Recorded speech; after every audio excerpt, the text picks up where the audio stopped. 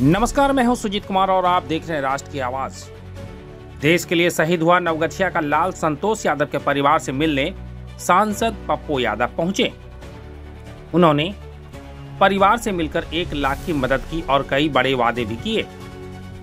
इन्होंने जम्मू के नौथेरा सेक्टर में आतंकियों से मुठभेड़ में शहीद हुए संतोष यादव की बेटी को दरोगा बनाने और परिवार को सहारा देने का भी संकल्प लिया है। इन्होंने केंद्र और राज्य सरकार पर निशाना साधते हुए कहा कि जब तक सरकार 4 करोड़ रुपए की मुआवजा राशि, शहीद की पत्नी को सरकारी नौकरी और सभी बच्चों को भविष्य में रोजगार नहीं देती, वे चुप नहीं बैठेंगे।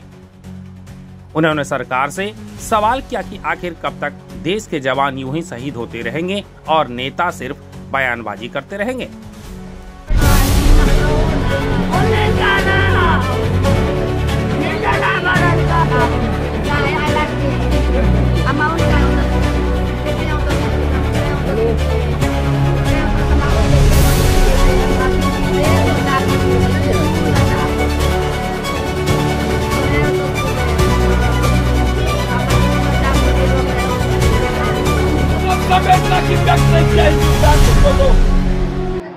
हमारा सरकार से मांग है, परिवार को अविलंब नौकरी, इस रोड का नाम शहीद संतोष के नाम से आदमकद मूर्ति और 4 करोड़ रुपया इस परिवार को।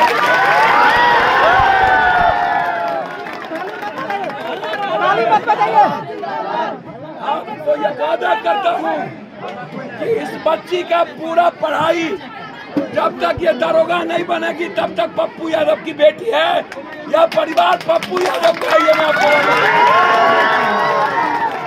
शहीद संतोष अमर रहे, शहीद संतोष अमर रहे। जो तिरंगा यात्रा निकालते हैं उनसे पूछिए कि सीज फायर किस व्यापारी के लिए रोका गया, उनसे पूछिए। मैं उनसे ये जानना चाहता हूँ हर परिस्थिति में कि जरा आप हमें एक बात बताइए कि आदरणीय नरेंद्र मोदी जी, आप ने कहा कि हमारी सेना ने शौर्य दिखाया, आप उसका भी राजनीति करने का प्रयास किए।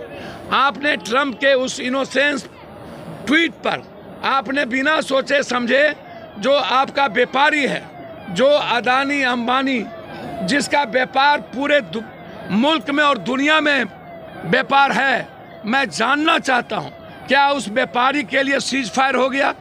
सीज फायर किसके लिए? जब देश आपके साथ था, हम एक ही उम्मीद थी, हम पीओके लेके रहेंगे, आतंकवाद को मिटा के रहेंगे। एक तो 15 दिनों के बाद हमारी सेना को इजाज़त मिली और हमारी सेना ने अपना शौर्य दिखाया, लेकिन फिर 4 दिनों के अंदर ही हम अपने आत्म स्वाभिमान, अपने आत्म सम्मान के साथ हम ट्रंप के कहने पर, जो ट्रंप शहबाज को सबसे अच्छा प्रधानमंत्री कहता है, जो ट्रंप कहता है मैं पाकिस्तान, आतंकवादी पाकिस्तान के सरकार के साथ भी हूँ और भारत के साथ में भी हूँ, चाइना कंप्लीट रूप से पाकिस्तान के सपोर्ट में खड़ा हो और उसके बाद हम चाइना के खिलाफ लड़ने की हिम्मत ना करें, उसके बाद चाइना की जो ज़मीन मेरी ले ली वो लेने की हिम्मत ना करें। हमारे भीतर चाइना, एक चाइना नहीं, कई चाइना से लड़ने की ताकत है, हमारे जवानों के पास वो ताकत है, लेकिन हम मुख्य दर्शक बने रहते हैं। हमें एक बांग्लादेश का टुच्चा सा आदमी कह देता है कि मैं बंगाल ले लूँगा, हमें एक श्रीलंका का आर्मी चीफ कह देता है, उसका श्रीलंका का, कि मैं यदि पाकिस्तान पर वार करोगे तो मैं नॉर्थ ईस्ट ले लूँगा, और हम चुपचाप रहते हैं। बारे बार हमें कोई धमका दे, जब मनाए नेपाल धमका दे, जब मनाए श्रीलंका धमका दे, जब मनाए बांग्लादेश धमका दे, हम पाकिस्तान, मेरे कुत्ते के बराबर में पाकिस्तान की सेना और पाकिस्तान की सरकार और आतंकवादी नहीं है। हम दुम हिला के जाने वाले हैं। हम पाकिस्तान मेरी बराबरी कब्जा ही नहीं कर सकता, लेकिन हम हमेशा पाकिस्तान को बराबरी में ला के रहते हैं। हमारी बराबरी चाइना नहीं कर सकती, हमारी बराबरी अमेरिका नहीं कर सकती है, लेकिन हम हमेशा उस गंदे देश को अपने सामने खड़े करते हैं जिसकी कोई औकात नहीं, जो दूसरे के बैसाखी पर चलता है, जो दूसरे के कंधों पर बंदूक फायर करता है, और जो ज़मीन चाइना, तुर्की या अमेरिका भी उस ज़मीन को अपना ज़मीन मान करके हमेशा हिंदुस्तान को नीचे दिखाता है। इसीलिए हमें गर्व है अपने सैनिक पर, गर्व है हमें अपने शहादत देने वाले सैनिक पर, गर्व है हमें अपने उस वीर जो आज शहादत दिया है संतोष पर। और हम उम्मीद करते हैं कि सरकार यहाँ आए, इस परिवार से मिले, 4 करोड़ का चेक दे, इसकी पत्नी को नौकरी दे और इस सड़क का नाम किसी भी कीमत पर, जो आज़ादी के बाद आज तक समाज के गरीब, समाज के कमज़ोरों का इलाका समझ करके, समाज के पिछड़ों का इलाका समझ करके किसी ने नहीं बनाया। हम ये लड़ाई लड़ेंगे और मैं उम्मीद कर राजनीतिक अवसर में लेंगे। कब तक हर घटना को हम अवसर में चुनेंगे? हमेशा अवसर को ढूंढना, हर घटना को राजनीति में परिवर्तित करना। मैं हमेशा कहता हूं, नेता चुनाव लड़ सकते हैं, जंग लड़ने की औकात अब इस हिंदुस्तान के नेताओं के भीतर नहीं बची। इच्छा शक्ति खत्म हो गई। हमारी नीयत इस देश के 140 करोड़ जनता के हिफाजत, उसकी सुरक्षा, उसकी खुशी, उसकी तरक्की, उसकी ज़िंदगी के जीने के अवसर को है ही नहीं। हर मुद्दों पर हम समाज और देश को बांटते रहते हैं। हमेशा हम नफरत की राजनीति करते हैं, हमेशा हम बांटने की राजनीति करते हैं। हम इस देश के आर्थिक तरक्की की बात करते ही नहीं हैं।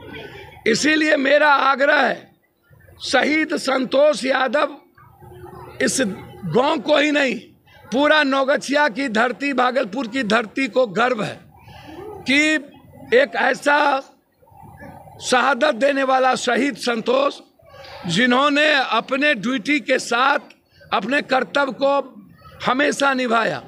मैं सरकार से मांग करता हूं कि उनकी पत्नी को अविलंब नौकरी की घोषणा, इस परिवार को 4 करोड़ रुपये की पूरी तरीके से मदद, इस सड़क का नाम शहीद संतोष के साथ एक बड़ा सा गेट द्वार, उसकी मूर्ति, साथ साथ उसके बच्चों को पूरी तरह नौकरी की व्यवस्था। हमने सीधा सरकार से कहा, वो सरकार करे ना करे, मेरी ओर से एक पिता का जो दायित्व होता है, जो मैं अपने बच्चों के लिए कर सकता हूं, उससे ज़्यादा इस बेटी और इस बच्चों के लिए मेरे तरफ से मैं अपने दायित्व को निभाऊंगा। मैं आपको वचन देता हूं, उस पिता का, उस शहीद का जो हम सब के बीच आजीवन रहेंगे। उनका सपना था उसकी बेटी दरोगा बने। वह जिस दायित्व, जिस रास्ते वो चलेंगी, हम उसके बनाने में एक पिता से ज़्यादा फर्ज निभाएंगे। हम लोगों की तरफ से पूरी मदद इस परिवार की हमेशा रहेगी, कोई कमी नहीं रखेंगे।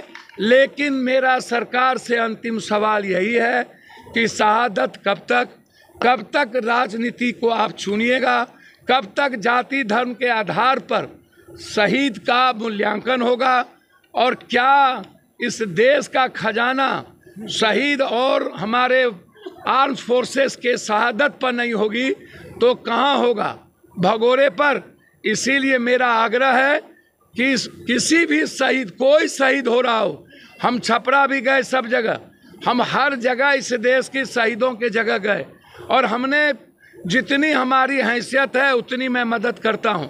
हमारी जितनी औकात है, मैं देश के हर परिस्थितियों में मेरी कोशिश होती है, चाहे कोई भी घटना घटे वहां मैं जाके मदद करूं। शहीद के लिए मेरे पूरे परिवार, मेरा जितना संपत्ति है वह इस देश की जनता का है, गरीबों का है।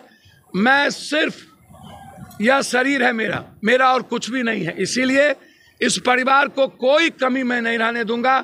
सरकार यदि नहीं करती है तो लड़ेंगे भी, और इसकी पत्नी के लिए, शहीद के पत्नी जो वीरांगना है, जिस पर हम सबको गर्व है, उसके नौकरी के लिए हम अंतिम प्रयास करेंगे। बहुत बहुत